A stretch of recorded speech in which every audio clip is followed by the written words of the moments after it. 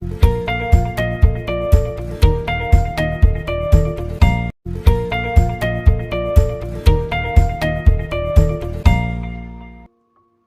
The lord. యేసుక్రీస్తు దివ్యనామంలో ఉదయకాల సమయంలో వాక్యం వీక్షించుచున్న మీ అందరికీ నా హృదయపూర్వక వందనాలు తెలియజేస్తున్నా. పిల్లరా, బాగున్నారా? ఈ ఉదయకాల సమయంలో ఏంటి నా జీవితం, ఏది పట్టుకున్నా నేను ఓడిపోతున్నానే. చదువులో ఓడిపోతున్నాను, ఉద్యోగంలో ఓడిపోతున్నాను, వ్యాపారంలో ఓడిపోతున్నాను. ఏది నా జీవితంలో ఫలింపు లేదే.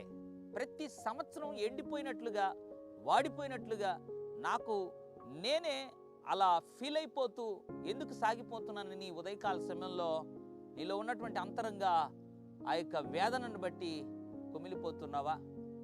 ఉదయకాల సమయంలో దేవుడు ఇంతవరకు నువ్వు ఫలించకపోయినా, ఇంతవరకు నువ్వు అభివృద్ధి చెందకపోయినా, ఇంతవరకు నీ జీవితం ఓడిపోయినా, పడిపోయినా, ఈ ఉదయకాల సమయంలో దేవుడు ఒక అద్భుతమైనటువంటి వాగ్దానం ద్వారా దేవుడు నిన్ను ఆశీర్వదించాలని కోరుతున్నాడు.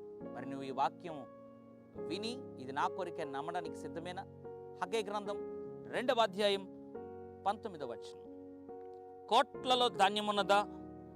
ద్రాక్ష చెట్లైనను, అంజూరపు చెట్లైనను, దానిమ్మ చెట్లైనను, ఒలీవ చెట్లైనను ఫలించకపోయిను గదా.